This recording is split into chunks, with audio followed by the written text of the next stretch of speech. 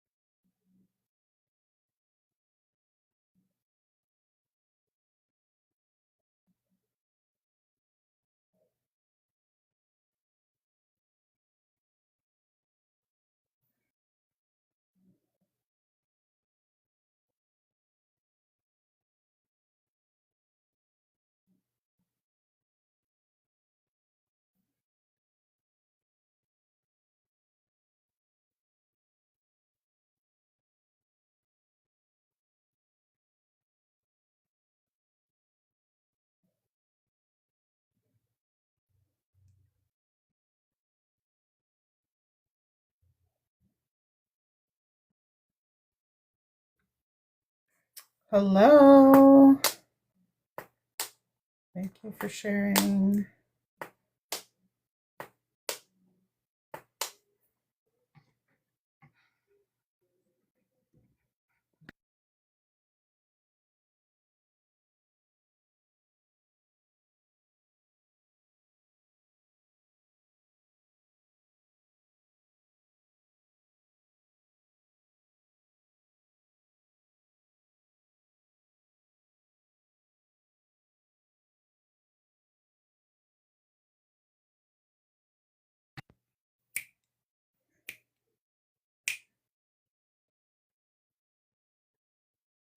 I want to put up our Distribute the Medicine song. I love that song. Let's see if I can get it to play. No, it'll end up cutting me off. Hi.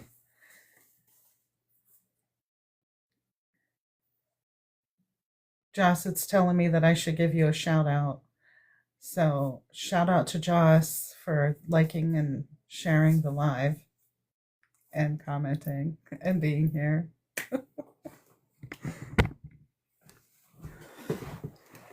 Did you see this? This guy.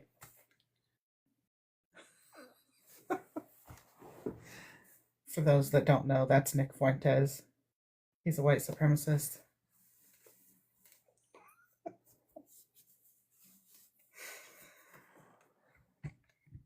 And like everything else, supreme means something different because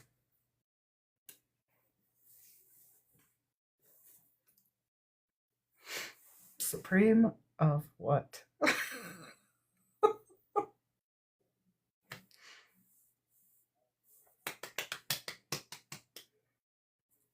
Nick Fuentes.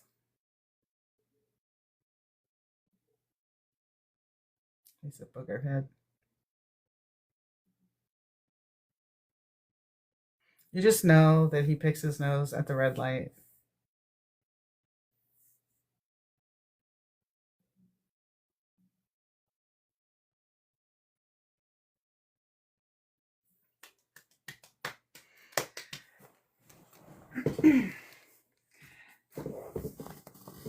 Kokai might have got hung up Shopping.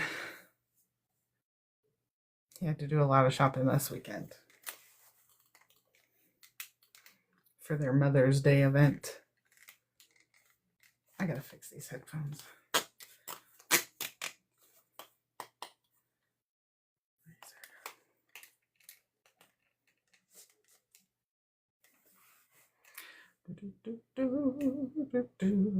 So, really, we are here to talk about the conference.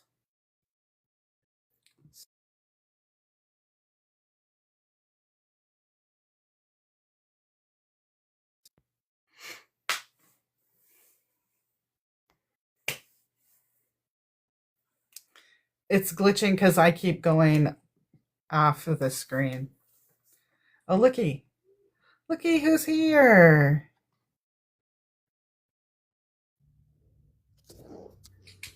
Welcome.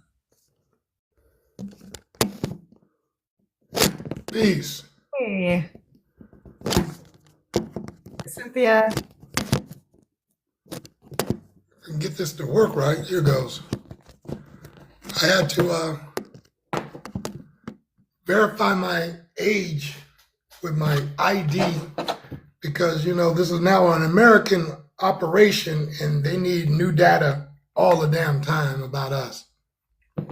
Yeah, they got to know everything. Because they don't know if we're citizens. We don't know if we're humans. We don't know.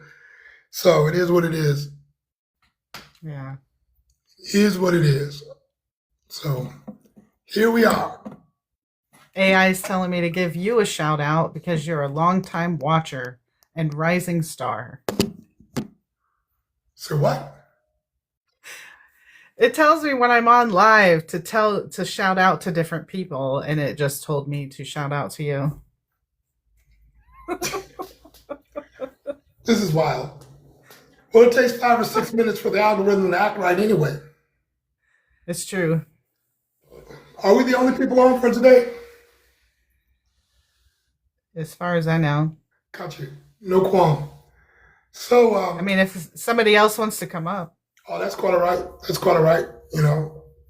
So, I guess we can start off with the housekeeping. For those who are brand new to this live experience on TikTok, please choose to engage, which means that we would like for you to click like so that it can help get to other people. You can share this live. You have permission to interact and to leave messaging. You have a permission to talk to us, to leave questions in the bottom. I know a number of people have short attention spans, and that will not serve you when it comes down to what we will have to discuss. Prefer interactivity. And with everything going on right now in the United States of America, I think the overarching question that I have is, are our European American friends and family okay? No, not at all. And what is the Not at nature all. of that not being okay? Why are they not okay? Right? Aren't we living under an open white supremacy? You're Open white supreme. supremacy. So if you're supreme, why are you Right. not okay? But just like everything, supreme means different things to different people. I was just saying this because supreme to someone like Nick Fuentes means that he is better than everybody else, right? But like when I look at somebody who's claiming they're supreme, I think they're a jerk. So, and like that's inner community things. That's between European Americans. Like I look at Nick Fuentes and I'm like, you are an embarrassment. I can see how he doesn't feel like he's an embarrassment. I think he imagines that he's surviving. He's trying to survive in a world that is pitted against him, even though the system is to get him ahead, but he's not getting ahead right now. So if he's not getting ahead, then it means he's not supreme, and it means the system is rigged against him. That's what I think they hear. And if the system, if they were getting ahead, then they would want everybody else to be okay with them getting ahead because at least I'm getting fed and I like my life. So why don't you stop putting up resistance to me having the life that I want to have? Heretic Templar which is a beautiful name for those who understand the Knights Templar. He says, we are, meaning European Americans or white people, are facing the fact, not the opinion, the fact. We were the bad guys all along. It's not a corruption. It's the way it always was. Always was. Right. So I think that's true for a number of people. So Jamel Hill, who was a sportscaster on ESPN, she's a black woman. She was phenomenal when it came down to talking about basketball. She recently had a reaction piece to a guy by the name of David French, whom I have never heard of before. But supposedly he is a New York Times columnist who was born in Alabama, went to school in Mississippi, and lives in Tennessee, but somehow doesn't know anything about racism, adopted an Ethiopian child, and learned about racism through the reactions of his community in Tennessee to her blackness. Not her foreignness, not her immigration status, not her adoption status, but her blackness, which doesn't exist in Ethiopia because it's pretty homogeneous. And he said to himself he didn't know how severe racism still was. And I find that to be an absolutely fascinating conclusion for him to come to, or awakening for him to experience, because you have all the evidence around, but literally until it touches the white person's life, and it has to touch the white person's life through the reactions of the black body, meaning they will never themselves feel it. I'm going to repeat that. They will never themselves feel race and racism in their lives. They interpret it as hate towards white people rather than we are being cautious towards you every time we're nice to you, every time we give you the benefit of the doubt, every time we sit there and listen patiently to your side of the situation. That's treating you like a white person. That is the white supremacy. And when that happens and they say, no, everybody deserves respect. Yes, but everyone isn't receiving respect, and you aren't giving it when you give to another person, black, brown, or indigenous person, and you get upset with us, impatient with us, don't want to listen to us. It's not the same. And then when they find out that it's not the same, that's when they start having a psychological collapse. Am I right or am I wrong? You are right. You're absolutely right. So to me, I would love to have a conversation. And if welcome in, everyone. Yes, if other people would like to come on, I would love to have a conversation right now about what does it feel like to be white inside the United States of America right now? Because I fear that our European American friends and family literally do not have the language, the slang system to talk about how they are having a unique experience of humanity that no other people on the planet right now are having. And the delusion that you're having a universal experience because black, brown, and indigenous people are forced to act like you. We don't want to. We have our own culture. We never have to act exactly like a white person, but they want us to in order to feel safe. And they sincerely believe that it's by consent or by individual volition and not, we are trying to survive your presence, but you're being nice to me and I'm being nice to you. And that is us surviving your presence. So what does it feel like to be white?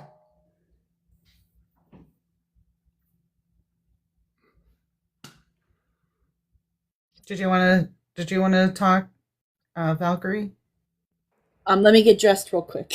Okay. I just had my morning lounge in my bathtub, so let me get dressed.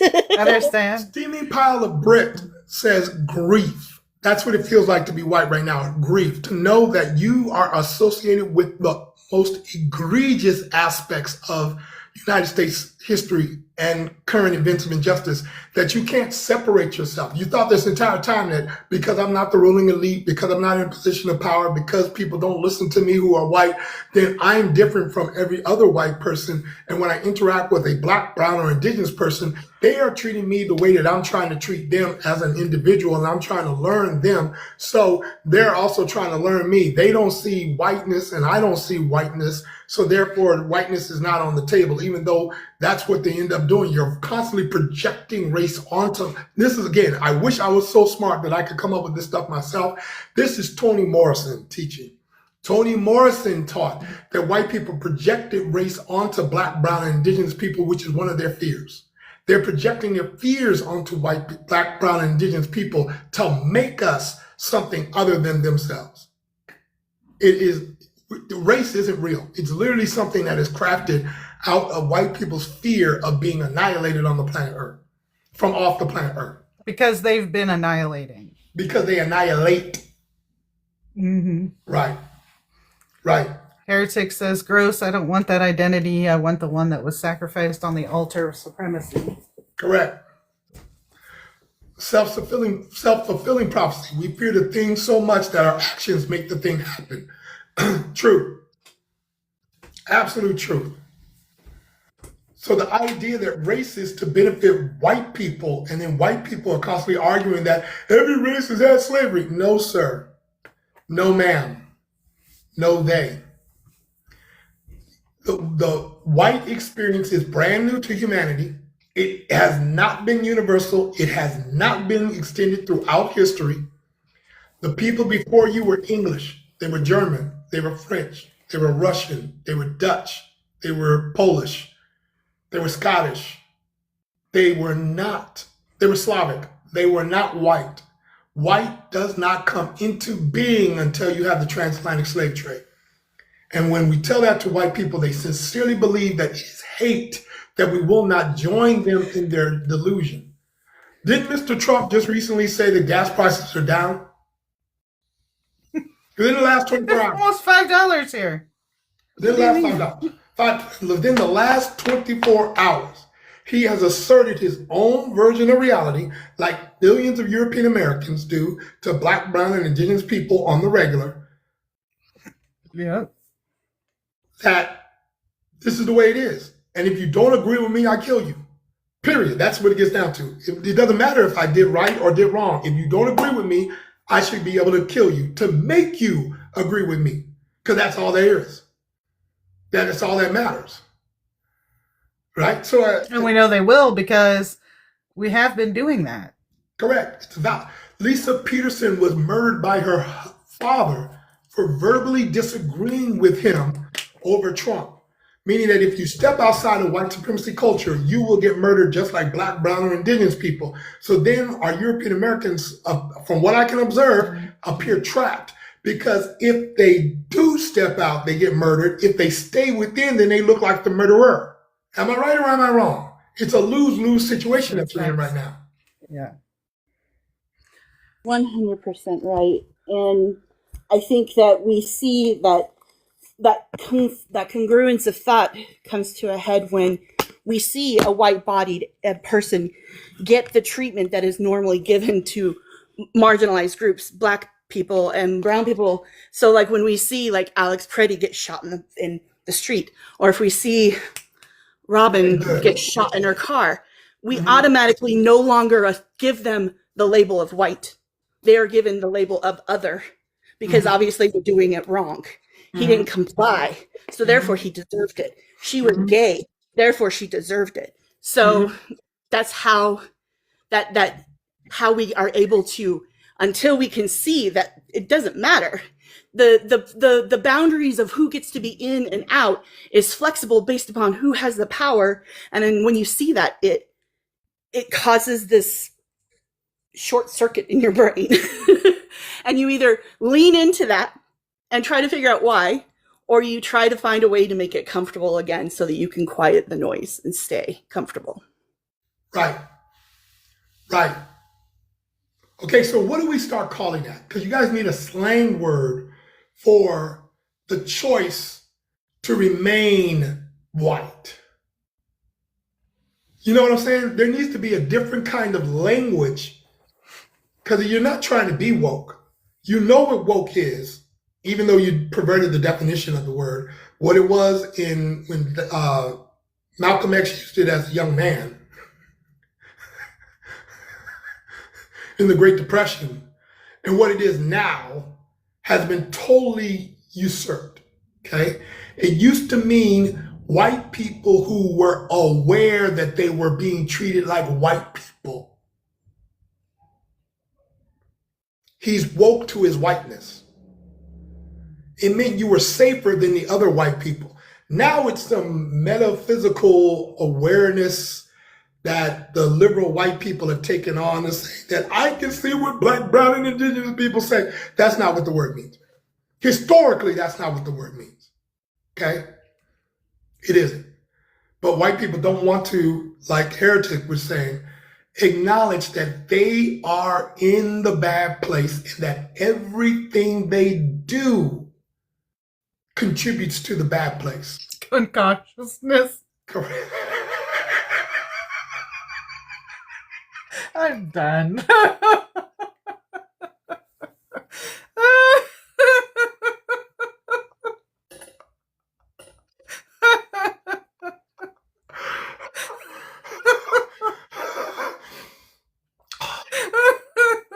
Let's see how this would work.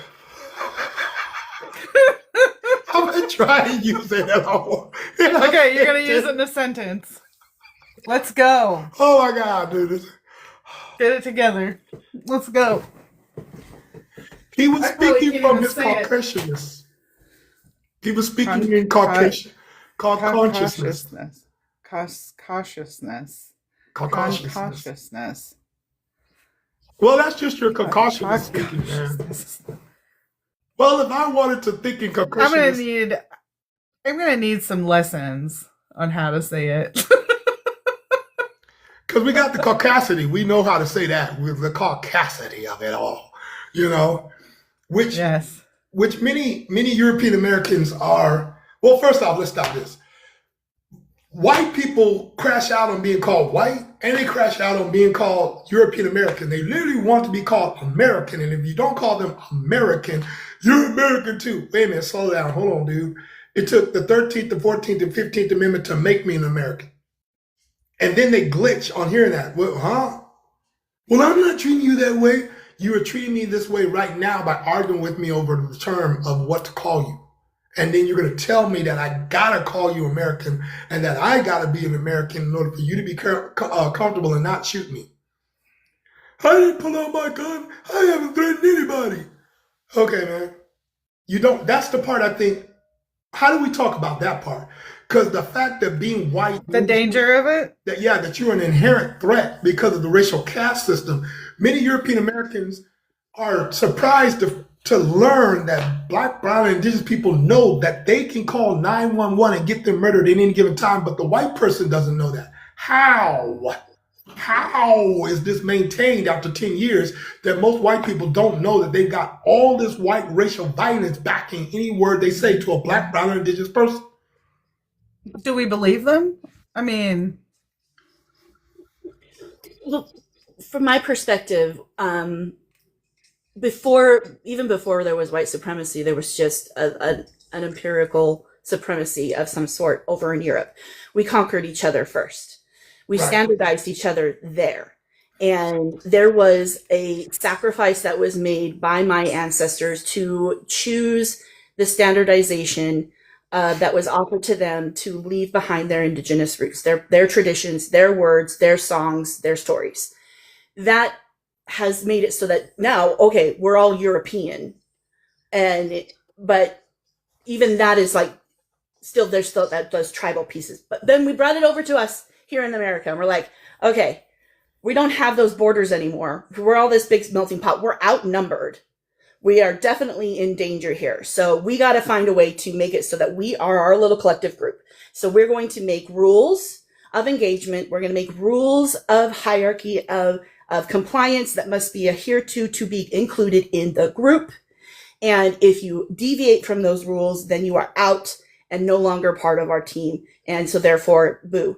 So to be able to like say, well, that whole thing that we did to make it so that we could feel safe in a place while we were out there being the danger is a way for us to, we don't want to have that called out to us because that points out the fact that we standardized ourselves years and years and years before. And we're doing it again. And we like to think that we're independent and that we are we're free thinkers, and nobody's telling me what to do. I'm just out here living my best life, and the things that I get are because I earned it. And so for somebody to point out that we are in fact only getting those things because we are complying to a list of standardized rules, and if we deviate from those rules, we're going to find ourselves on the outs real fast. And that that is the core, I think, of why they're like, don't call me a European American. I'm just American. And if you were following the rules, then you would be American too. But the fact is, the rules were never allowed for anybody else. But they usually, right after that, tell us to go to somewhere else. If you don't like it here, you can leave. Why do you believe Yeah. that? That's the part. That's another thing. If you and a white person have nowhere to go, why do you think that you can just tell everybody? So I, who is the byproduct of slavery, of chattel slavery, where do I go? I literally am the new thing on the planet. My DNA strand never existed before. Yours did. That's the thing that I think many white people, no, I'm a mutt. I'm Scottish and I'm Irish and I'm English and I'm German. I'm like, yes, that all existed before the transatlantic slave trade. It did. Marco Polo, motherfucker. And then they go, wait a minute. But black people did not, Africans existed, but black people did not exist until chattel slavery. And they're glitch. Because what I'm learning is there aren't receptor sites for what it is that we're talking about. They don't exist yet in the white mind. I wrote a piece on Substack talking about Dr. James P. Comer's and his concept of the white mind, and he crafted that in 1971, 72. To try and describe to foreign students who were taking his classes, because he's a Yale professor, taking his classes about how white people could have racial moments, but then never factored that into their lived experience. That they are always witnessing race through black bodies and never through their own bodies. They never internalize, I'm being treated like a race at all. And then when we try and help them with that, they have internal resistance to, no, you're treating me with respect even right now. Why do you believe that? Why do you need to believe that because I'm now processing my race, now that this is happening, this is me treating you like a human being? Beforehand, you really wanted me to treat you like white and act like it's not happening, or that it never happened. That's why you keep talking about Nazis instead of the segregationists here. You act as if the civil rights movement was absolutely not necessary.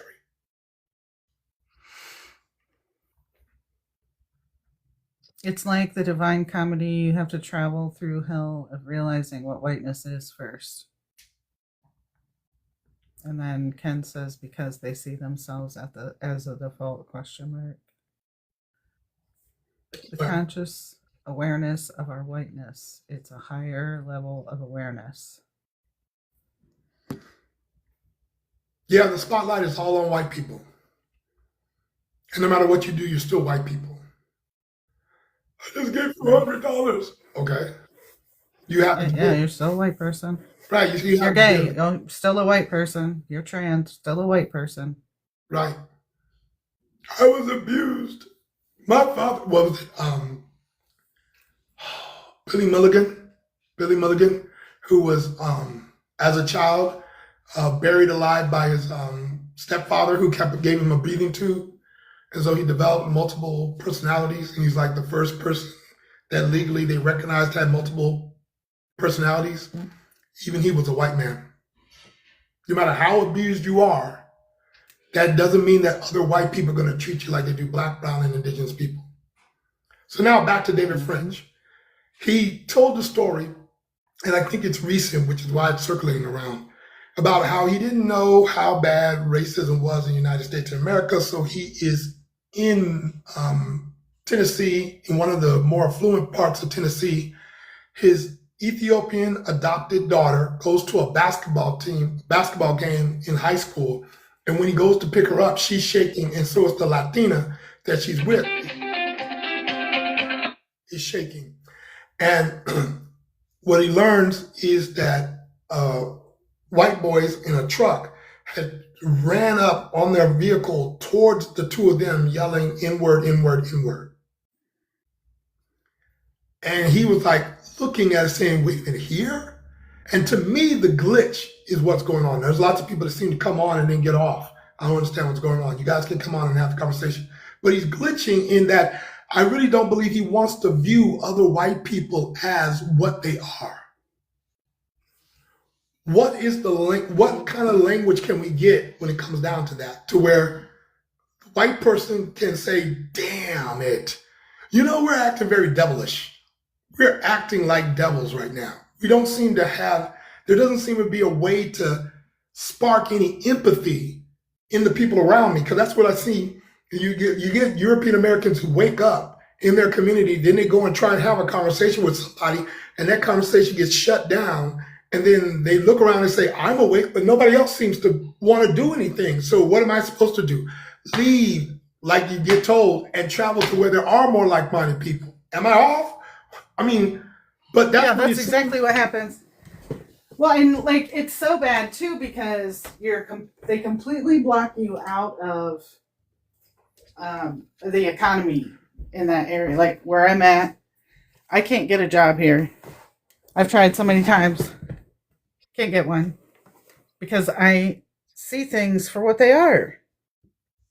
And I don't let people get away with just saying any old thing around me. So Heretic says the concept of moral injury is far from the collective consciousness. So what we're also learning is that many European Americans are doom scrolling as an escape. They see what's going on and they're lost. And they know that they are overwhelmed. They see how Black, brown, and indigenous people are walking around so unserious and able to not interact with whiteness. Whereas the white person has to interact with whiteness because they are white. And whenever they interact with someone such as myself, such as Taz, such as Desiree, and we treat them like human beings who have the capacity to practice justice, they look at us like, "You hate me. You're the part of the problem. You're no different than MAGA." Why? Because they hate me too. But you're still going to work. You're still paying taxes. You're still, you know what I mean? You're not doing anything that's disruptive. You have not organized anything that's going to tell landlords they can't keep raising rents. Tell police officers you can't get a donut here. You can't get food here. Your money isn't good enough here. We're not going to pay you can't pay your utilities. You notice how, okay, who's this coming in? Who just got invited? Who is this? Then they come out. I don't know. It must be extremely difficult to Gary McCord. Okay, I'm about to say it must be extremely difficult. And I would like to say that it'd be better if there was a white person that came on in order to be able to articulate what it feels like to be white right now. The only reason I'm on here is to attract more white people because white people don't believe that they're having a racial experience. They sincerely believe that Black bodies are having a racial experience because I'm different from you. Whereas I don't want to be like you, a racial experience because I'm different from you. There's Heretic. I don't want to be white at all. Why would I want to be white? Why would I want to meet the standards of my slave master? Yeah, I don't want to be white. It's gross. I can't get away from it. There's nothing that I can do to distance myself. The identity that I wish I had was sacrificed to even get here. It's not one that I can even go back to. We're going to have to forge a new one, a post-whiteness identity. I can't be Norman again. And even if I could, it's not like they were an oppressed culture either. They were conquerors of conquerors. Yeah, it feels absolutely gross. And then white-bodied people make it more and more gross every day. Like the one thing I had up here earlier was Nick Fuentes. You know, that whole video that he did where he's dropping the N word. Like, embarrassing. That part. So there needs to be, again, a slang word of you intellectually disagree with what's going on, but you literally you're trapped. You're in a special kind of trap because you can't access food, clothing, and shelter without hiding in whiteness, but you don't want to hide in whiteness. There's a special kind of paradox, racial paradox in that. That is, no other people are dealing. They cannot hide in whiteness. Never. You can. And in doing so, that makes you no different than the white supremacist. But you don't want to be treated like the white supremacist, just like the white supremacist doesn't want to be treated like a white supremacist. Do you know why Nick Fuentes is crashing out right now? I have my guesses. What's your first guess? My guess is that he's feeling really insecure about his position. For those who don't know, he's the number one identified white supremacist in the United States of America. He cannot get a bank account. He cannot rent a car. He cannot purchase an airline ticket. He is banned from all major restaurants. You get what I'm saying? They've frozen him out. So part of the reason why he's crashing out now is the other white supremacists don't have currency to share with him right now. So his monthly subscriptions are going down, and he doesn't have enough money coming in through cryptocurrency to live. Poor baby. Correct. Oh, poor baby. Correct. But the thing is I think that also he is being used as an example. Sorry, Heretic, can you mute while you're not talking because the background noise?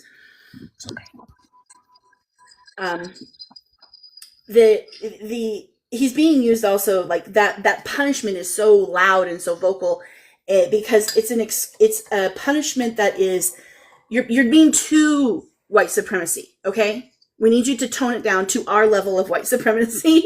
You're being too loud.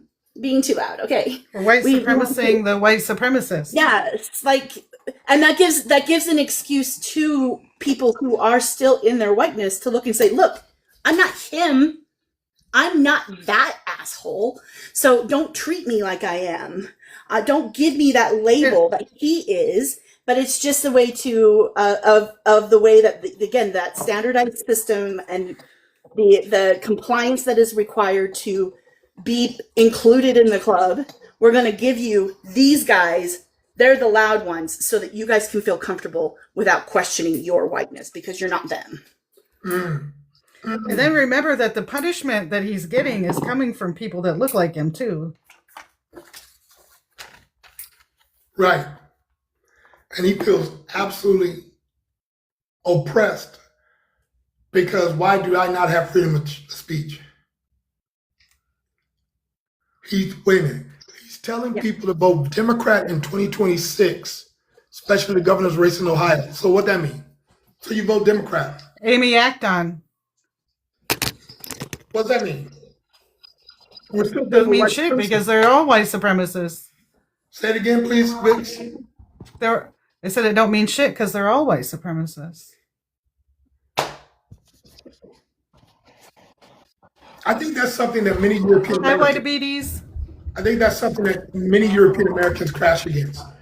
That everything they think is white supremacy. It isn't that it's separate from them. It is them.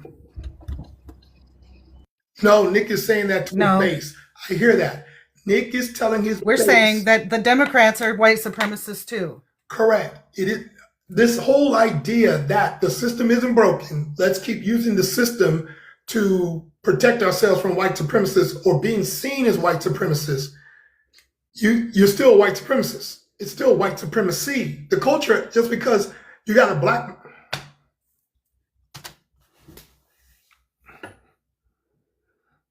We tend to forget that there were black people who were slave drivers too. And they were slave drivers trying to get to freedom. I'm still confused over what the fuck a free Negro is or was. Ken, what do you have to say about what it feels like to be white? I'm glad that I have the teachings of you and the other educators in Eager so that I don't feel as white, but I am still white. And dealing with that is, it's hard, man. Not as hard as it is as I imagine it to be for people of color, black, brown, indigenous, and other people of color, global majority.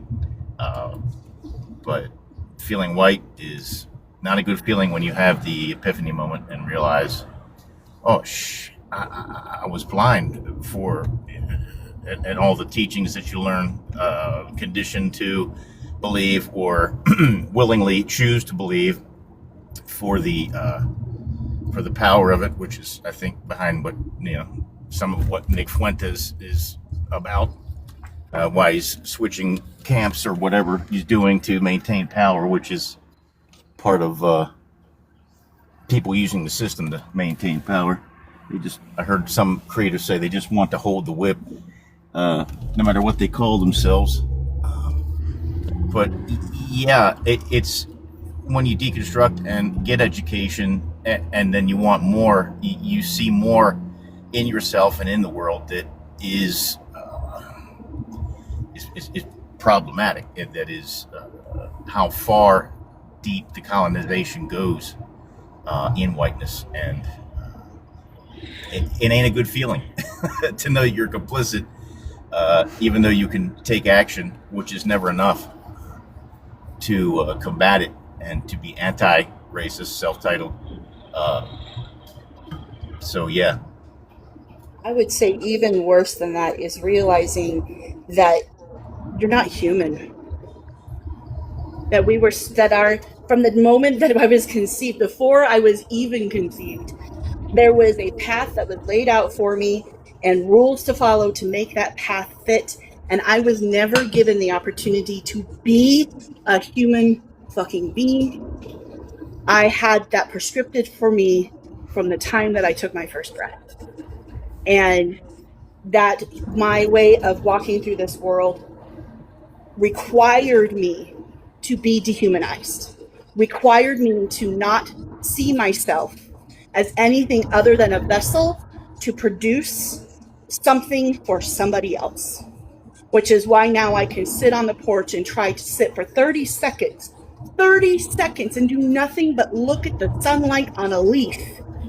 And I have my mind trying to think of ways that I can turn that moment into a teachable lesson, into a poem, into some way to verbalize it, to share with somebody else so they can experience, because if I don't, it's not real. And if it's not real, I'm not real. And I'm going to disappear if I don't produce something from that 30 seconds. And when I had that moment where I was like, why can't I sit here for 30 seconds? That's when I realized that's how low I got to go, is down to the point of being able to just breathe and realize that I don't have to justify who I am, and by proving it through what I produce. Oh, Lord, have mercy. Mm-hmm. Everything you just said was whoa. Okay, for those who are just tuning in, because Welcome in, Nuggets. I hope that we are able in the when it gets cut up to be highlights, that what you just articulated gets, you may need to repeat it just so that it can be a nice little sound bite again for those who are never going to come to this particular live, but it can be a video on TikTok. Because I think I'm going to repeat that, because that is mind-blowing. You were never, because of the racial caste system, you were never given an opportunity to meet the definition of human as articulated and organized by Eleanor Roosevelt, called the Universal Declaration of Human Rights at the United Nations. That it was prescriptive before you were born, that all the adults in your life and all the adults in their lives were going to reinforce a social construct that told you what to do, how to do it, when to do it, how to say it, And if you deviated from that, then your life was on the line. And so now you've learned through capitalism that you have to turn every element and aspect of your life into something that can be put onto the market. And if you don't do that, then there is no documentation of your life or the value of your life, because you have to turn everything into a physical product. That's insane making. And waking up to that realization breaks you. Because then you have to think about, well, the people I loved, they did this to me, but they had it done to them, and them, and them, and them, and them. And it goes back. So it feels like this crippling weight of ancestral guilt. And no, not guilt, because it's not guilt. It's like this ancestral phantom limb that I have, this ache of just wanting to be a person in connection with other people and the earth that I live on, and having that without having to justify my air that I take from the world. And that has been something that has passed down, again, generations upon generations. And that ache that I have is what, when I see a culture that is being celebrating themselves, when I see Black joy, when I see Indigenous people celebrating their indigeneity, there's an ache in me that longs for that was stolen from me by generations and ancestors before. So I take that ache and I use it as a weapon to either other myself and make me feel like I am superior. I don't need your culture because my culture is better. I'm more civilized than you, blah, blah, blah. Or I try to steal it from you because I think it's so cool and I think I want to use it, so I appropriate it. Or I attack it because I feel like it is an attack on me and therefore I'm going to squash it out.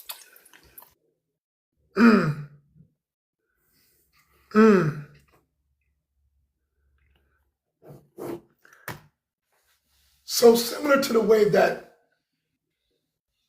the word woke has been extracted, appropriated, and redefined, all these concepts from the other cultures have been extracted, appropriated, and then redefined so that the oppressors can feel some kind of connection to the oppressed and create some kind of bridge to say, hey, I'm not like the more egregious people that are directly being violent towards you and me.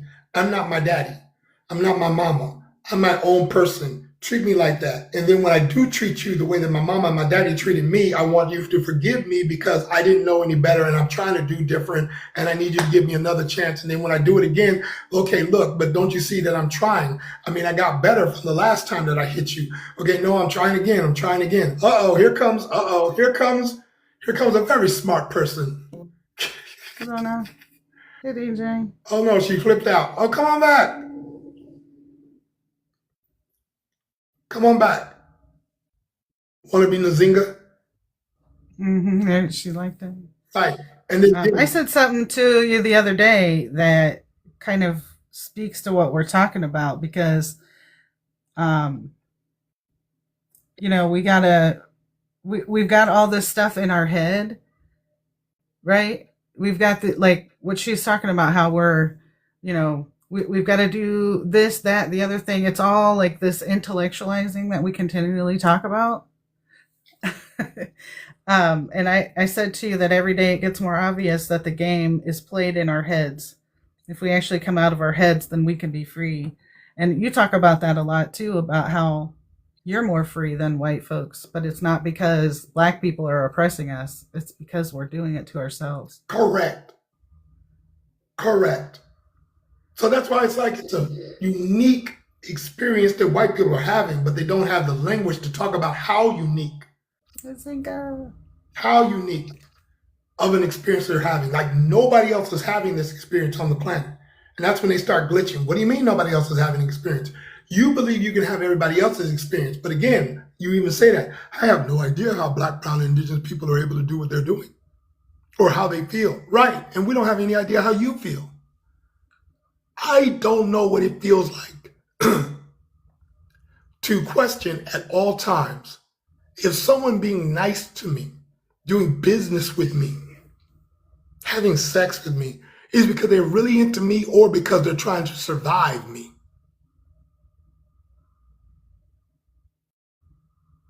That's unique.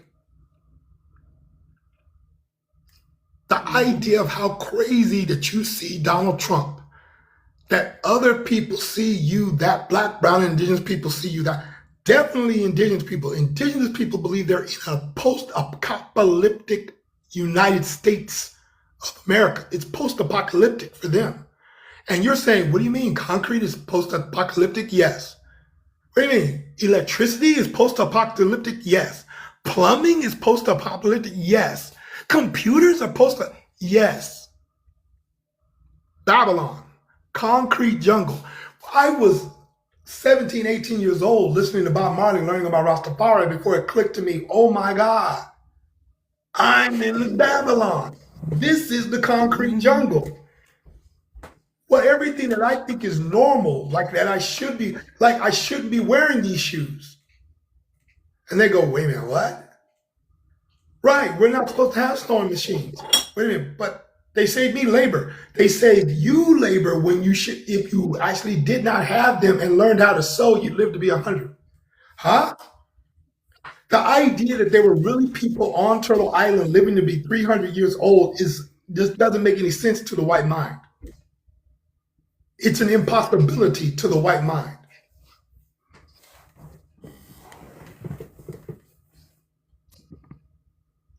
Laura Ingalls, who wrote Little House on the Prairie, lived to be almost 100 years old, and she knew it was common for her generation for her to know people who were 100 years old, who had not lost any of their faculties, who were on horseback, on their horses, still farming at 103, 104, had all their teeth, had black hair at 102, 103. Did not look like Clint Eastwood at 95, bent over. And we're sitting up there saying, wait a minute, that's impossible. Because you have modern medicine? Well, we got rid of polio. They didn't have polio. They didn't have polio until white people came over.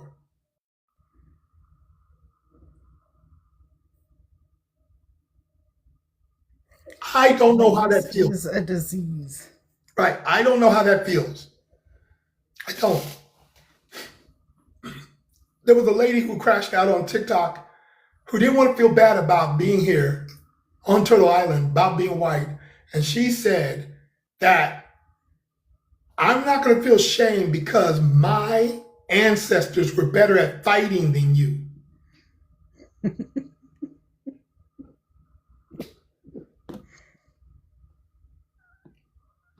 Remember that?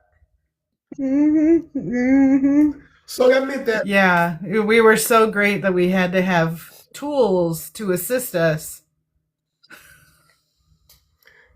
blew my mind. Like the whole idea of the smallpox never got into her head. She really thought it was like knives and Braveheart. What happened in Braveheart? She really believed it was Braveheart, not the fact that they literally, there was so much disease flowing off of European ships that the animals left the coastline of Massachusetts and Chesapeake Bay and ran to the Erie and the Ontario indigenous people and Confederacy further inland, 100 miles.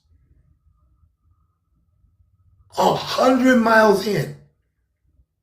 Why? We know this because of the Beaver Wars.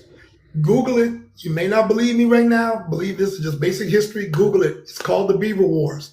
The deer ran away from white people. TikTok is warning me that you have violated dangerous activity and challenges policy. Repeated violations by my guests will lead to restrictions. As if we aren't already banned everywhere. Oh, it isn't you. It is Ken. What are you doing, Yeah. Ken? I'm driving, so that's probably what it doesn't like. Gotcha. So I went back on my profile.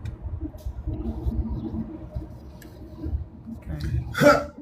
So here's something that I was reminded of about the indigenous because Heretic is saying there's more than one report of colonists losing battles because the indigenous smelt them coming. Um, Imagine you're indigenous and you hunt animals that can smell, taste, and hear 3 to 4 times better than human beings. But the white people believe they're superior to you and can defeat you in battle.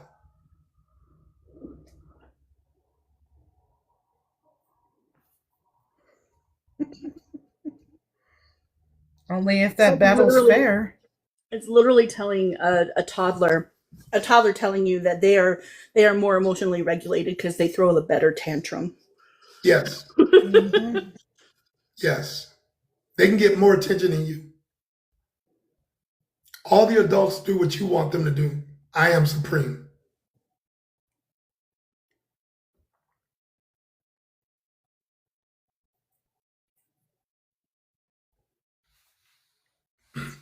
None of their weapons were superior. None of your weapons. It didn't work. It didn't work in modern times against Ethiopia. World War II. It didn't work. And this is the part to me that seems to be the nightmare that our European American friends are waking up to is what do you do when you authentically learn that you can't feel what Black, brown, and indigenous people are feeling?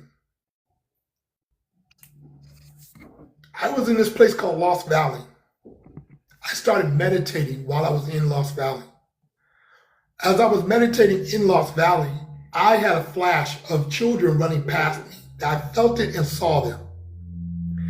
I ended up calling other people who knew the history of Lost Valley, and they told me about some of the massacres that had occurred within my life, within range of my lifetime, within 60 years on that property.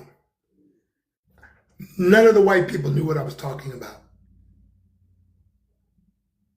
They did drum circles, they smoked weed, they did the ayahuasca, they did the cacao ceremonies, they did all the things that they thought was connection, but they were not connected to the land.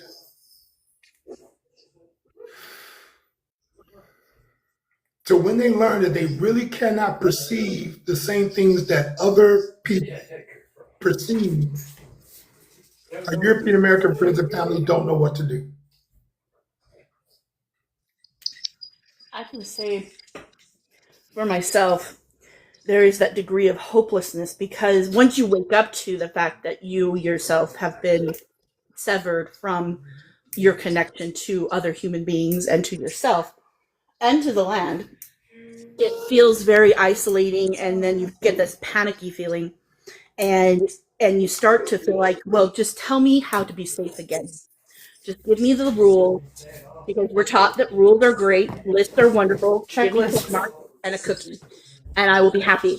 Tell me how to get safe again. And the idea, again, that we can't just look at how we are affecting other people. We have to look at how we have been affected ourselves, because that's the healing that has to take place. And that is not going to be done in my lifetime. It's not ever going to be finished. I am going to always need to be trying to figure out how I can become more human in myself. And the only hope I have is that by doing this work, I'm able to affect my children so that they can walk out of the white supremacy that I installed in them before I knew that I was installing defaults, software programs, and help them to realize that they are human. So I'm rehumanizing my tiny adults, my tiny humans, and help them to learn that so they can rehumanize their children, and so on and so forth. And that's because it's gone back for so many generations. It feels like stepping into a void because we don't know that there is a place on the other side that we once belonged to, that we once had connection to, and we need to make our way back to that, but it's not going to happen overnight. Facts. So I think we need to have a brief conversation about what we mean by become human. What do we mean by human? Okay. Because I think what you've been saying and others have been saying and articulating, they confuse doing, Calvinism, Protestant, doing from being. However, if you listen, most of the activities in indigenous systems, including European indigenous systems, the gods are being.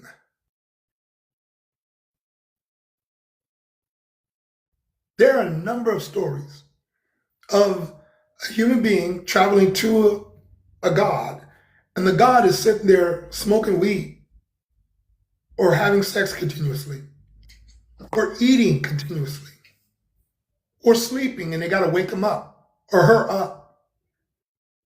They're not doing anything.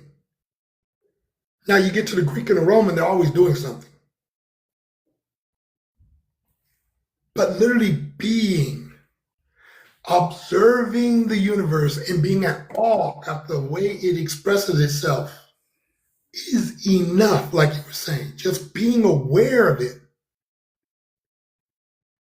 But if I'm not turning that into a book, like you said, turning it into a poem, turning it into film, turning it into a painting, turning it into a memory, turning it into a story, turning it into something that I can worship through the written word, it never existed.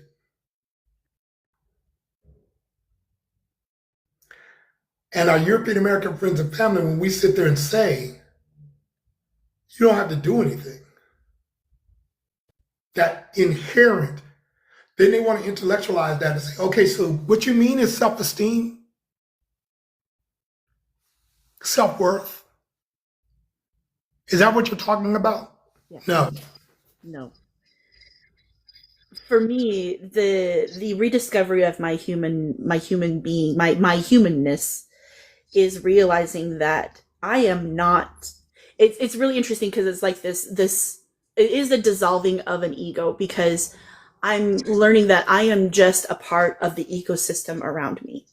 Yes. I am connected to the plants. I'm connected to the animals. I'm connected to the air, the water, the earth, the ground. I'm connected to my fellow human beings. And the way that I walk through this world affects them, and they affect me. And therefore, how can I possibly think that I am better because I have the ability to put on clothes? Because the fact is that those clothing items that I'm putting on have been extracted from the very earth that I'm connected to. So I have to realize that I'm connected to that, so that I'm not being a predator to the very ecosystem that I am a part of. And for me, that is what becoming human is.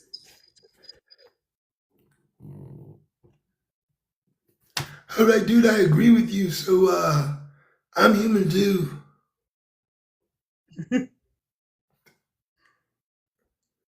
Now I'm going to go to the grocery store.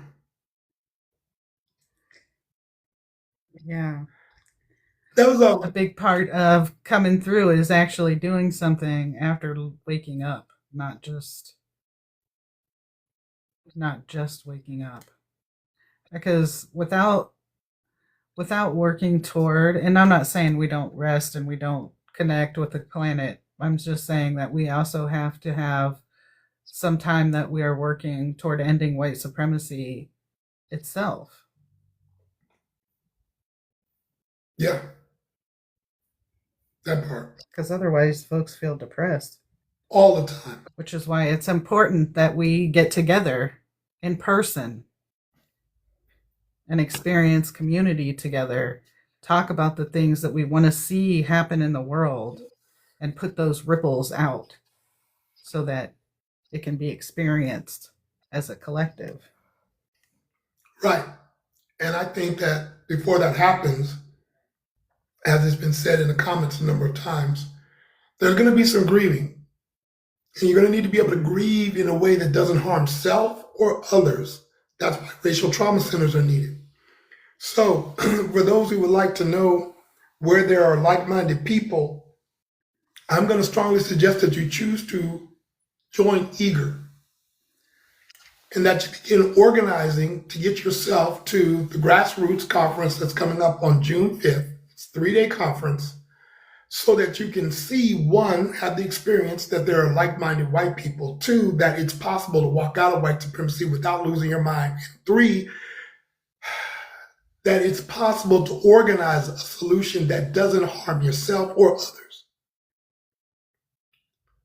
Okay? Because like you said, once you're economically frozen out, Vix, you still want to be able to eat in defiance of the white supremacists. Yes. In absolute defiance, right?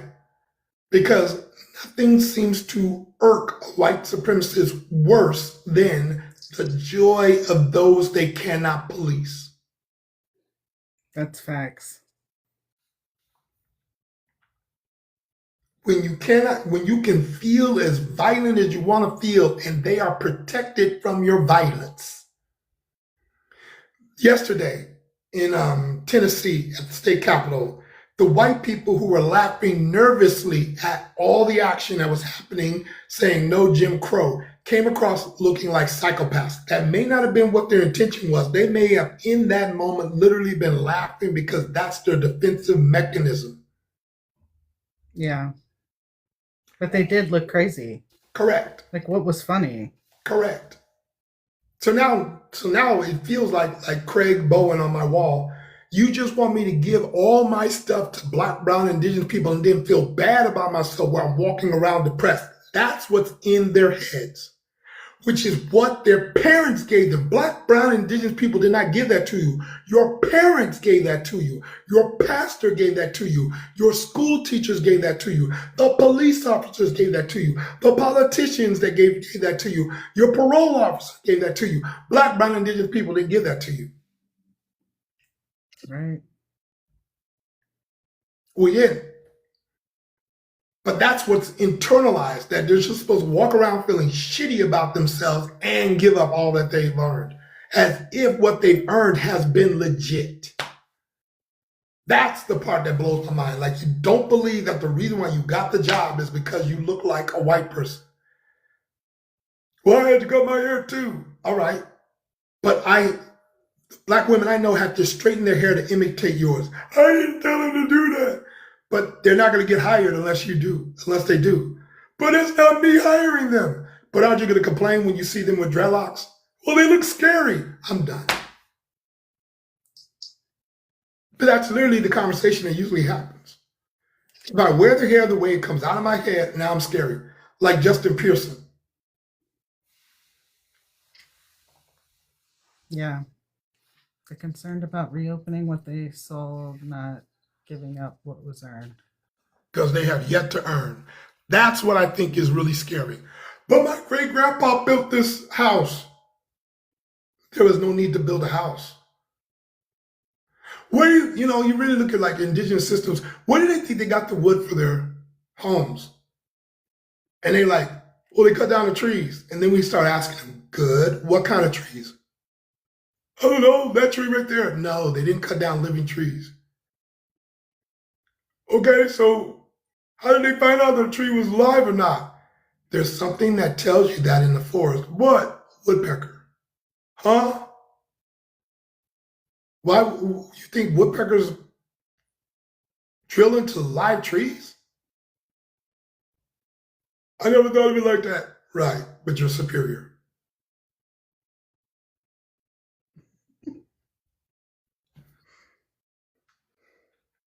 Not hardly.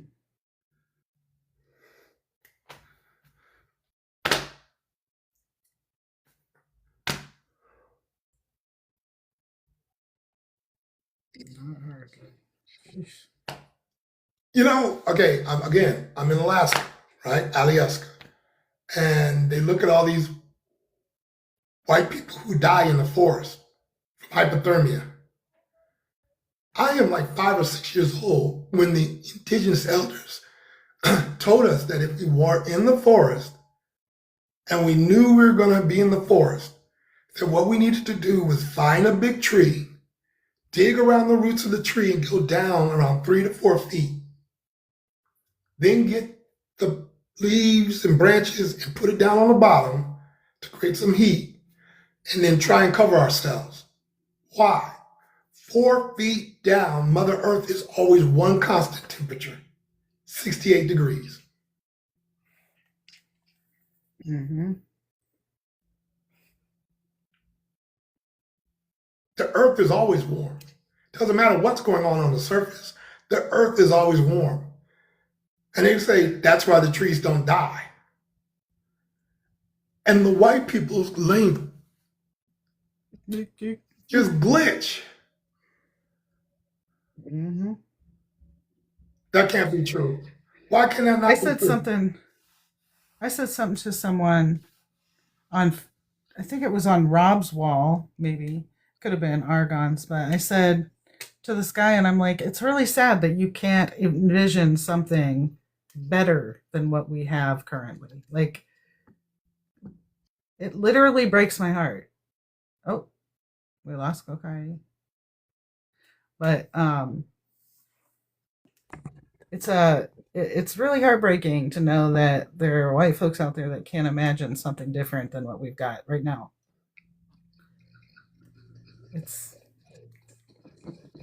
I do nothing but envision a world different than what we got right now. But yeah. We have that imagination taken away from us. Mm-hmm. It is standardized out of us at such a young age. You're called a daydreamer. You're called a liberty gibbet for not putting your head down and focusing on what's facts right in front of you, and reading the books and doing the figures. And it's wasted time to sit and dream. That we don't waste time because you can't produce anything from that. So get back to work. You all are giving Right. people too much grace, and again, you're accidentally giving excuses to the racist. And let me explain to you what I mean. They do envision it. They do know what is better. They fight against it because they know the reality that brings it forward, and that reality is that their faces and their names will not be at the forefront, will not be credited with it in real time, because we have an ability to document things better than we have before. Also, the biggest thing that people keep missing and allowing to be a distraction and an excuse is that we know fear works. Growing up, you're taught the story of Santa Claus not because of the goodness and the joy behind it, because of the naughty and nice list. And the fear of being placed on the naughty list keeps one in the control of who tells the tale. So when you're using It's fear true. tactics, you can keep somebody on the road that you put them on, regardless of what they see on the side of the road. They will not pick up the books for edification. They will not stop to listen to the speaker on the side of the road, because there is that fear that's been ingrained. This is why we have so many tales to tell children, for the sake of control. And it goes on. It goes from you being the story recipient to the storyteller. And these stories do not require thinking, because you don't have to think about being afraid. You have to think about being strong and bold and fearless.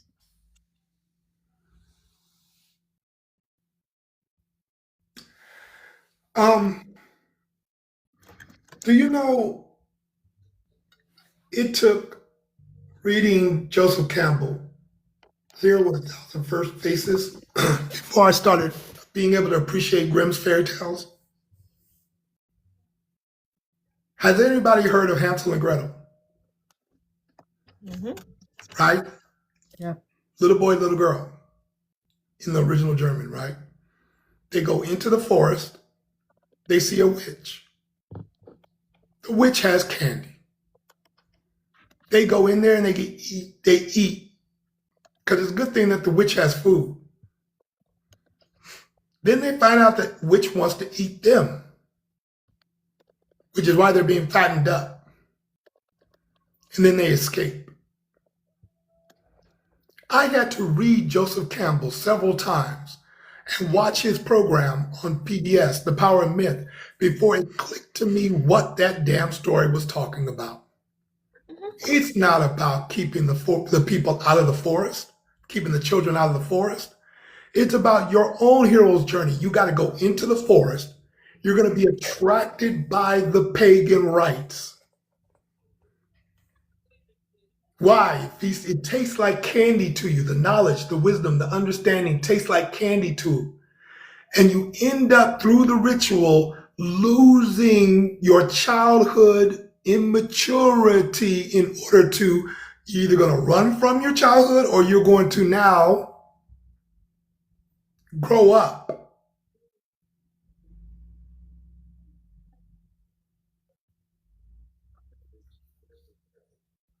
It teaches all of the fairy tales and fables teach and condition to be okay with seasonless sustenance, to be sustained for the sake of working for others. I want you to think of the seasonless, think of seasoning, two conversations we have to this day.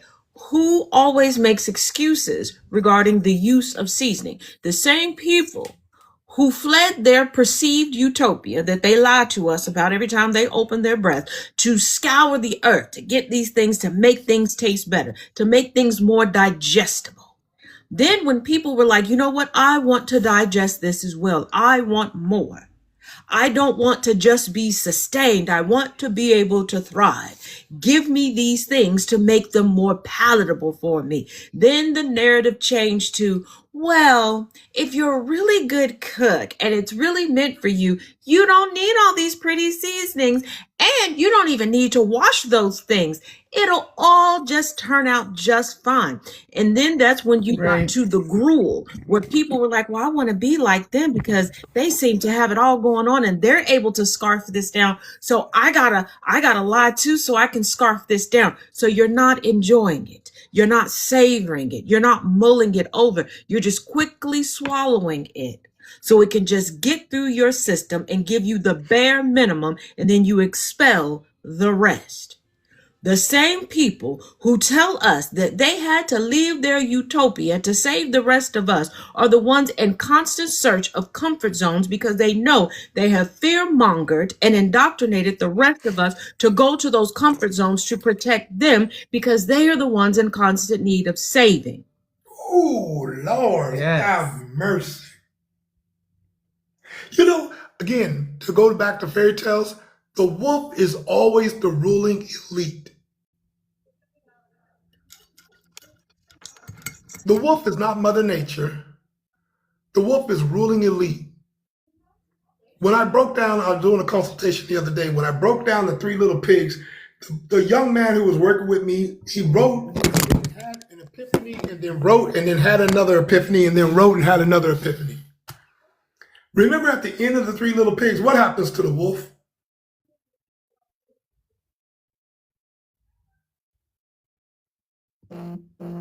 That is why the rich people right now are saying, if you say eat the rich or tax the rich, that's equivalent to a racial slur.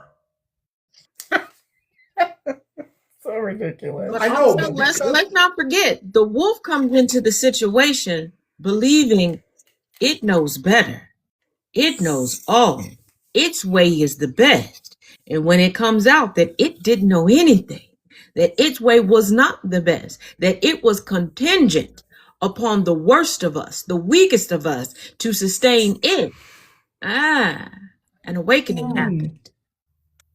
Because it's never the actual workers that make it to the top. It's not the ones with the knowledge that need to use fear to keep anybody in line. Because the greatest knowledge you can have is the knowledge of how to cement a foundation of community. And that mutual respect will not only sustain you, but will flourish you. But see, a wolf doesn't understand that. That's why I don't like the saying, a wolf in sheep's clothing. It does not matter what you put on that wolf. You can see, hear, and smell that it is a wolf, because a wolf is banking on intimidation, on fear, not on anything else. It can't trick you. You allow it to trick you because you think that proximity to that wolf is going to give you what you think society values. Right, he's not hiding from us. We're not ignorant to it. So essentially, we as the sheeples, we have to negotiate. We are constantly in renegotiation of our values and the things that actually drive connection and sustainability. We have to renegotiate those to make it so that we can believe that the wolf is in the sheep's clothing. I'll do you one better. When you evolve from being the sheep and you become the herder, that's where you get to. Because the sheep is meant to be herded. The sheep do not think for themselves. The sheep go where they are told. And then you have the herding dogs, aka the black women, that the sheep continuously try to buck because the sheep want comfort. The sheep just want the wool removed from them, and they want the comfort of food brought to them and the shelter provided. When you evolve past being the sheep that need to be herded to and fro, then you can negotiate. Nobody negotiates with the sheep. Nobody evolves when they are still sheep. It is the herder that does the negotiating. True. And when you go past husbandry to being an agriculturalist, when you walk out of the cave and learn that you can tend to the garden in the sunlight, and that your job is to do like my aunt and find balance in the environment that you're in, to where you never take nor give. You never, oh no, I'm over here doing 6-7, but you never take nor give, but keep things in balance. Then you learn that you are a part of the divine symphony, and that it's just constant evolution of self. And there is no life, there is no death. There is this thing called existence. And existence is beyond what we can talk about, which is why all the mystics say the language of the universe is silence. Back to indigenous systems, when you meet the god or goddess, what are they doing? Chilling. Just chilling. Not flooding the world? What? Not demanding sacrifices of children? What? Weird. Only the states. Real quick, to the person in the comment section, all things that have been domesticated wanted to be domesticated. See, a lot of times we as human beings, because we stand upright and we use 2 feet instead of 4, we act as if we have some forcible control over things. No, they decide to be quote unquote domesticated by us. No different than cats. Cats did not want to be around us until they wanted to be around us.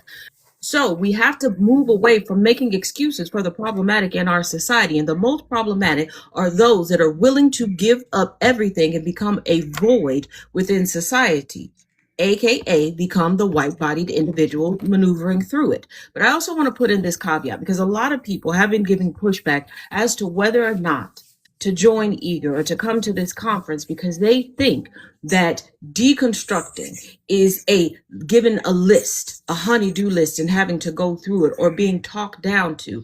How we are speaking to you, this is how we all edify. Now, there are 3 of us that are primary to the foundational portion of the education of Eager. We are all different. We are a family. We are a community. I jokingly refer to myself as the baby sister, because I am, and I am very much so out of the box. Okay. Then we have Desiree, who is like our mature hippie. And then we got the big brother supreme, Kokai, because he brings solemnness. Okay. He is not as hyper as me, and he mellows things out. But I don't want you to think that in coming into the conference or coming into this space, it is about you are bad, you are bad, you are bad, you are bad, you are bad. Only you know how good or bad of a person you are, or how middle of the road that you are.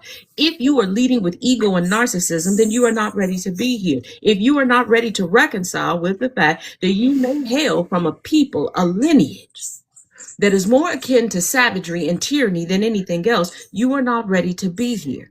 But realize that the conversation needs to happen, and it will happen whether you sit down at this table or not. We can all take 2 cents out of our pockets sitting up here in this panel and put it on the table. It's up to you to choose to get it.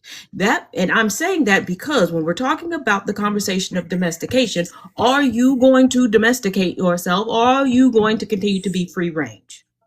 Oh, Lord. Oh, Lord. I feel I'm like Chancellor hyper, but I'm Williams. deep. I hear you. I feel like Chancellor Williams. You don't know your own history. If you knew your own history, you wouldn't be talking about yourself the way that you do.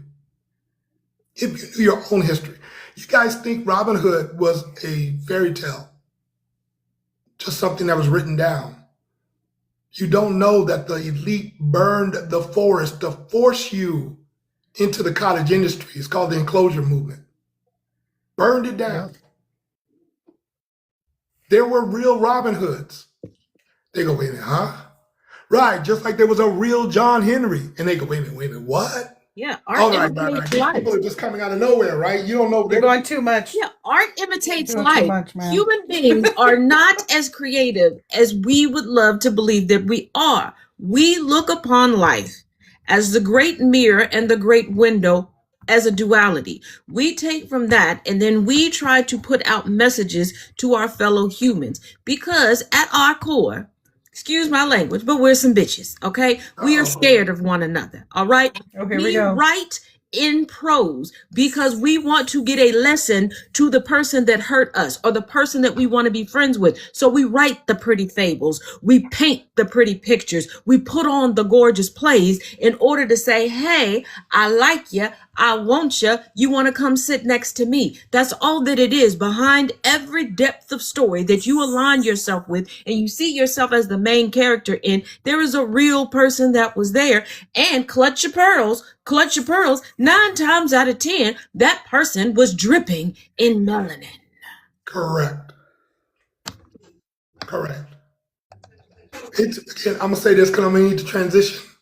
I hope I'm gonna have 30 minutes over what I normally do when it comes down to lives. I really don't like to do more than an hour because our European American friends and family, after about an hour, we're either going to start repeating ourselves or you're going to try and take notes and extract what we said so you can go repeat it elsewhere and make money.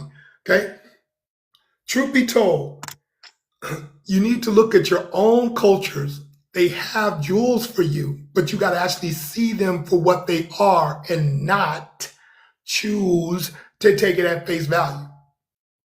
Go read the Grimm fairy tales again, but this time not as a quote unquote myth that never happened, but as the processing of a people to talk about what happened to them.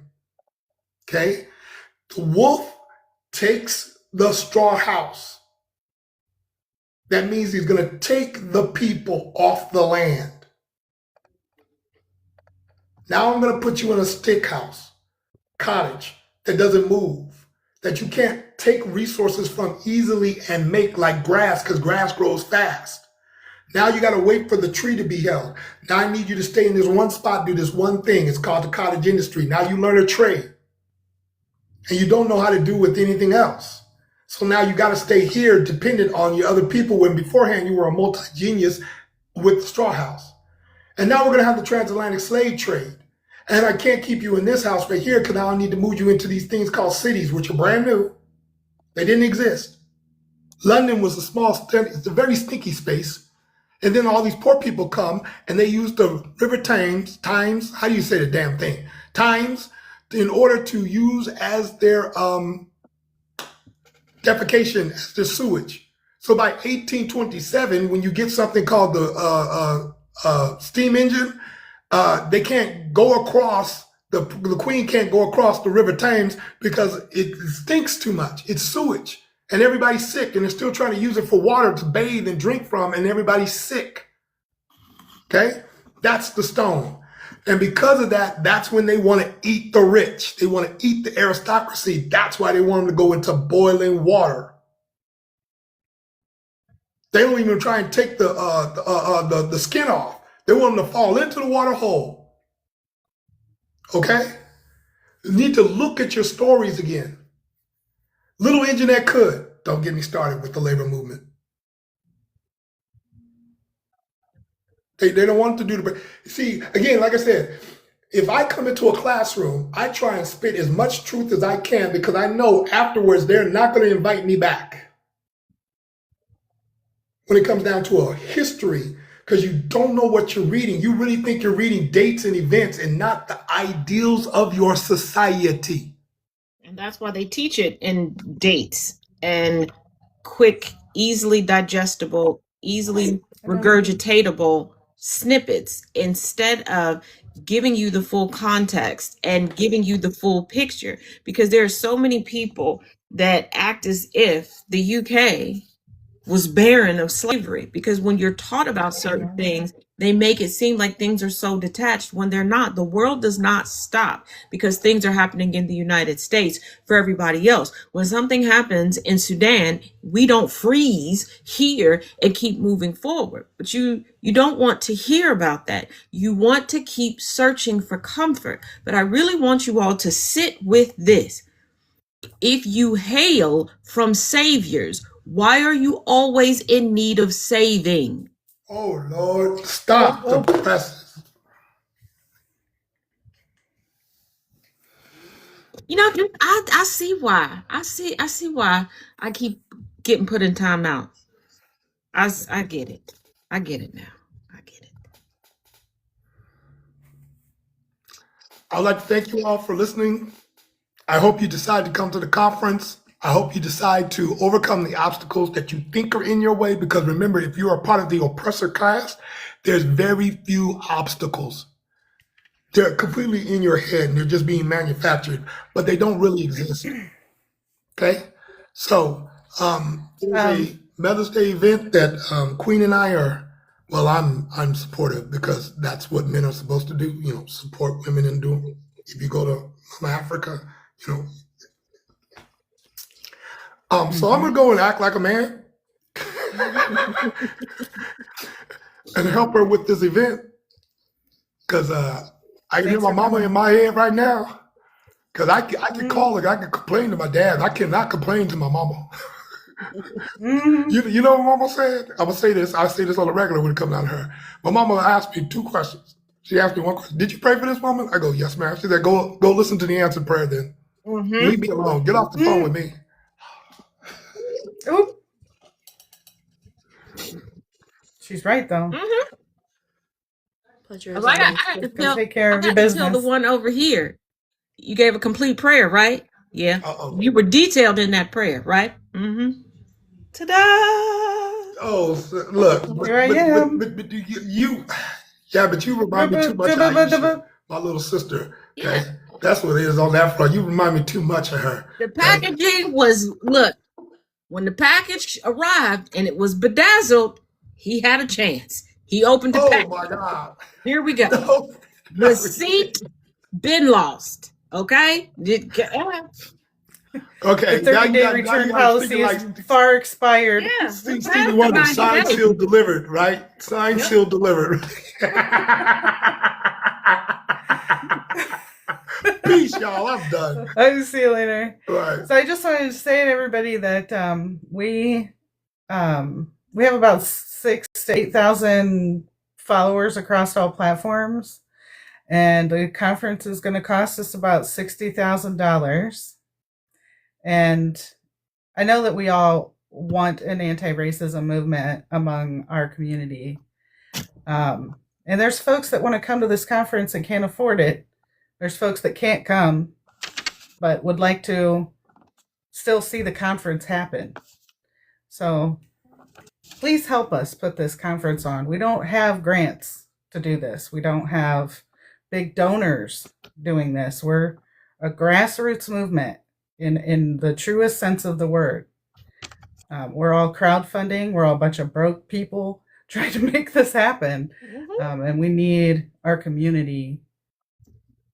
We need our community's help. So if you can help in any way, whatever that is, it doesn't necessarily have to be monetary. Please reach out, because we need all the help we can get. And you know what? I'm going to do this. I'm going to do this. I knew you were going to do this. If you donate at any point during the month of May, I will provide you with entry to one of my Black History courses on Saturdays and the open discussion on race.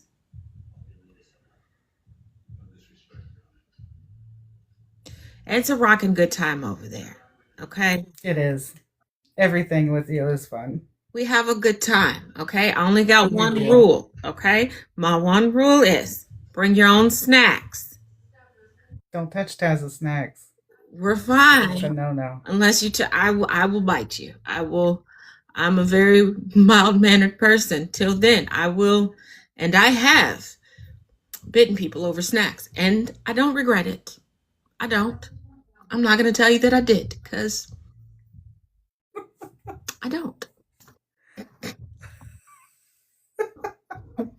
And to the person that I bit, you can keep tweeting it about it, Heffernan. I don't care. You deserved it. You deserved it. You and your piano playing husband. I don't care. I feel like that's why you didn't get invited to the Met Gala this year. And I'll do it again. Touch my Reese cups again. I will nom nom nom on your hand again. Nom. Mm-hmm. And a reminder that Kokai, me, and Eager are banned from promoting anything on most of the platforms, specifically TikTok and Facebook. So we can't even pay to have our message go out and try to get people. So we need folks to share. And it doesn't cost much energy to share. Yeah. I understand that it can open you up to some criticism from your people, and if you want to talk about that, we can. But please help us. Yes. Please help. Plus, Sean because anti-racism Hannity is back at education it goes again. against. And what did Alex Jones? Oh, sorry, Taz. Alex Jones. What did he call me last night? Oh, a persnickety uppity Negro. I take that as a badge of honor. Get the hell out of here. And yes, Sean Hannity and I are back at going back and forth. So yeah, I do my best to try to promote, but I tend to piss off old white men. Yeah, you do. Yeah, they said that anti-racism education that we were trying to promote through boosts and promotions was going against community guidelines. Mm-hmm. And I have a list of things that they said that I did. It's about 5 or 6 things, and it's for life. It's not, 30 days. It's forever. Yeah. So that's where we are. We need all the help we can get to get this conference to happen. I'm not a miracle worker. I know one that I work with is a miracle worker either. So we need the help. We're doing the best we can.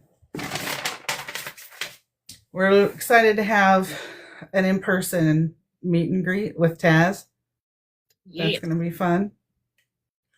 But just to be in community with other folks who get it. It is refreshing. It is uplifting, and you feel so much less alone, which is literally what we need. And we need to start talking more about what we want to do about ending white supremacy, what we're going to do about it. So we're excited. And I'm glad that Taz agreed to come, because there's nobody that gets me laughing better than she does. Don't worry. And I've got a backup for our one hiccup regarding us educators, because I remembered my bestie lives 30 minutes from there, so push comes to shove, I'll stay there. We're donating to Selenite and Sage, which is Desiree's nonprofit. And because we're not a nonprofit, we're just a grassroots organization. No, but I can send you the link. It's a Zephy link. And that is I'll send you the link. Yeah. Hey, Thomas. Thomas is here. Hey, big bro. Hey, Nuggets. Hey, bro. Good to see you. Good to see you. Look, see, Thomas, I can behave. Look, yay. There is one that is specific to the Distribute the Medicine tour. Yes, I will send you the link. Yeah. It will be on our website It's not yet because the person that's supposed to do that is sick right now, but our website is joineager.com. So I'll send you that too. And so you can learn more about the conference. did I put it up? I don't know. I'll put it up there. But yes, that's what we'll do. And Thomas, for the sake of when you came in here, I'm behaving. Hey, Nuggets. Hey, girl. This is the VG can get behind. Don't you always behave? No. Wait, hold on. If Thomas can still hear me, I was trying. of course, I always behave. In reality, no. I was trying. Yes, Thomas, exactly. So yeah. Whew. But remember, anyone who donates throughout the month of May will get free class, access to one free history class on Saturday and one free slot in the open discussion on race. And no, you don't have to turn your camera on and you don't have to talk in my class. I will say, be cautious with drinking beverages, okay?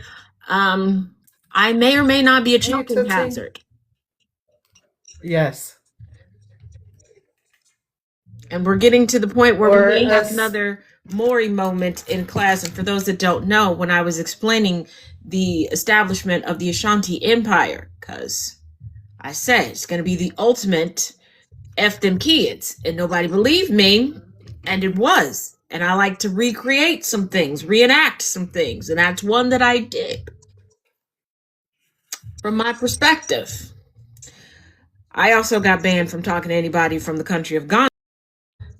Mistakes were made. I learned that some things got lost in translation. But in my defense, if you tell me that you created a city based off of a country because the founder of said city and the empire sat under the country and the idea came upon them, I'm going to have jokes and questions. Not really my fault. I don't feel like that was my fault.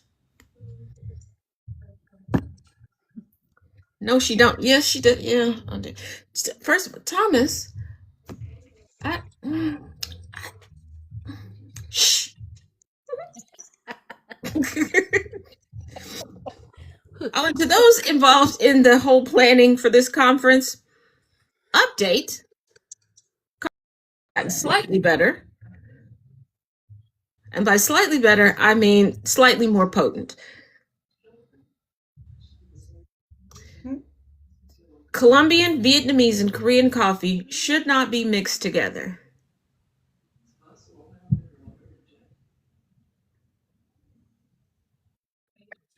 That seems right. As an ex-Mormon, I don't know enough about coffee to even understand what that means. Oh, those are like some of the most potent coffees on the planet that I decided to mix together. And I'm not saying like I brewed the coffee separately and mixed them together. No, I ground them up, mixed them up, and then brewed them.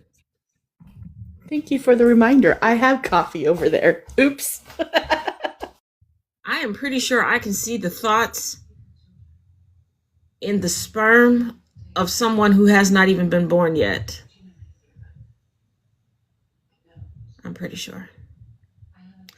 Were I vibrating for that? I just did that this morning. This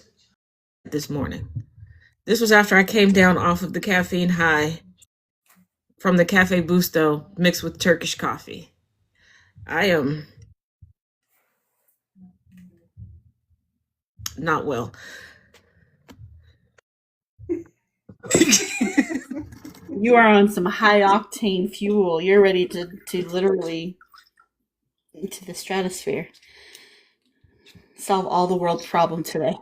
And it's the third one of these that I've had. Because the first one, I was like, I don't think anything happened drinking this.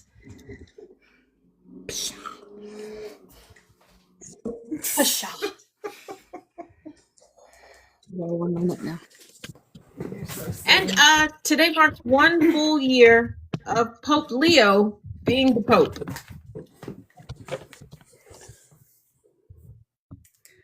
And Marco Rubio used this to Hopefully. segue into being in the forefront ahead of VP put it in the pullout. And yes, I will forever refer to JD Vance as VP put it in the pullout.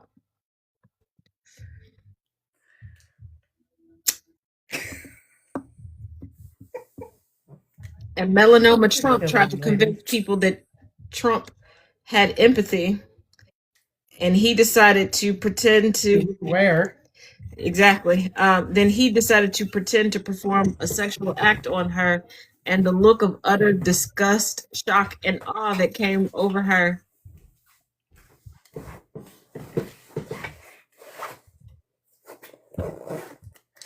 I like in my mind, JD Vance smells like what's that rubber stuff that you used to use to glue stuff together? Rubber cement. In my mind. That's what he smells like. Well, his house in Pee, Cincinnati. yeah. Well, at pee least too. the outside of the house smells like rotting potatoes. How do I know? Because I can walk there from my cousin's house, and I don't walk far at all. Because what's the point in that? That's ridiculous. Yeah, That's what you got the scooter for. yeah. Nugget said he smells like pee. Oh my goodness.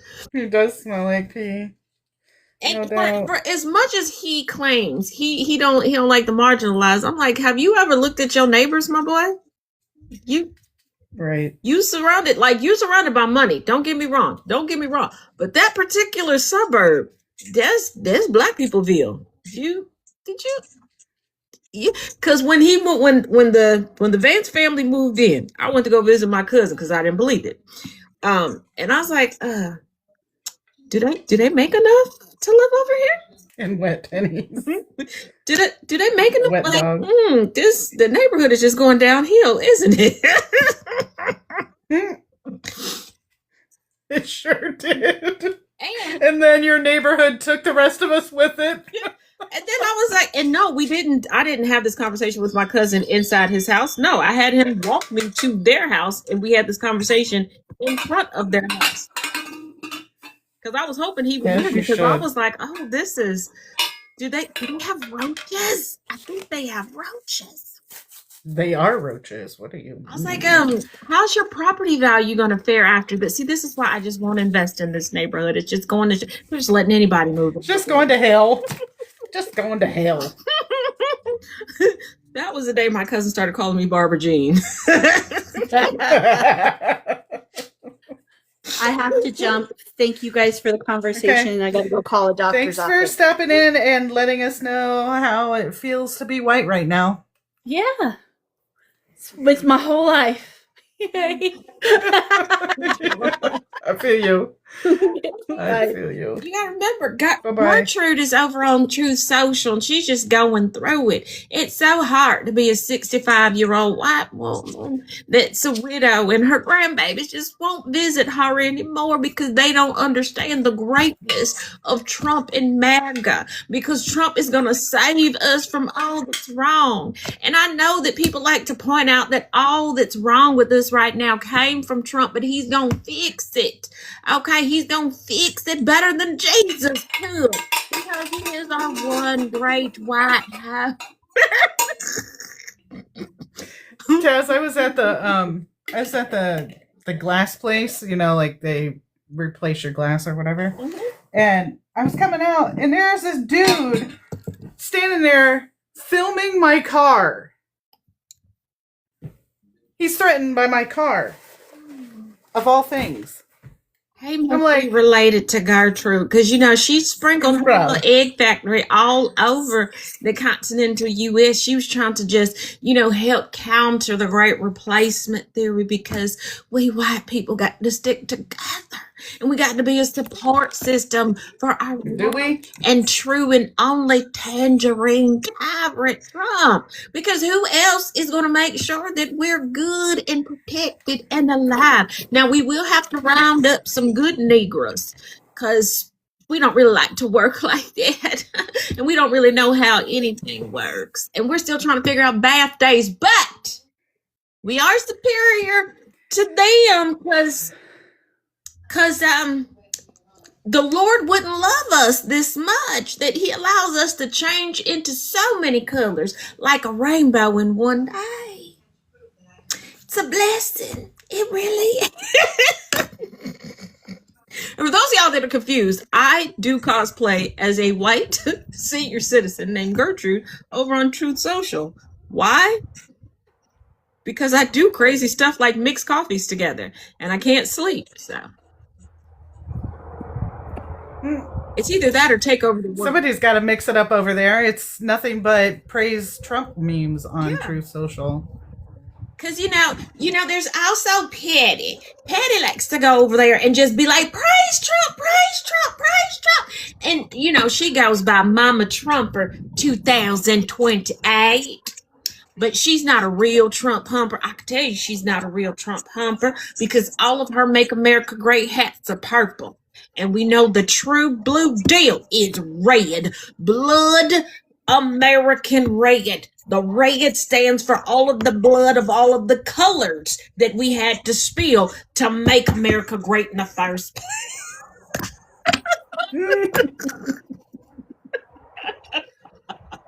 And yes, these are really things that I type out over on Truth Social, and they eat it up. They think that I'm great.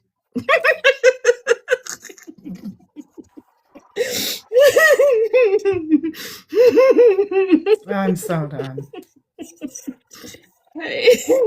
They're so silly. Look, all right, well, I'm going to get off of here, Taz. It's almost 2 hours now.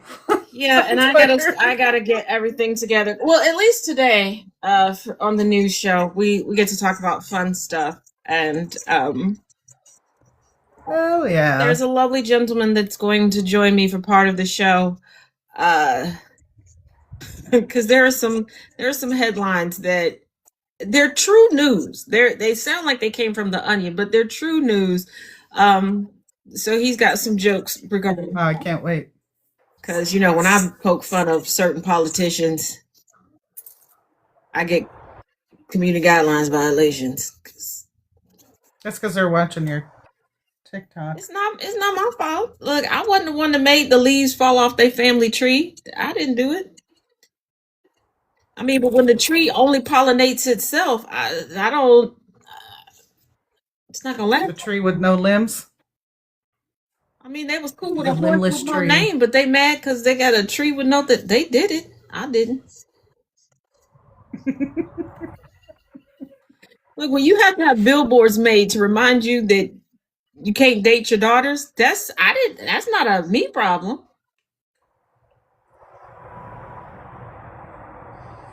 I come from a Right. generation like, do you know where your kids are? Not, hey, Papa Smurf.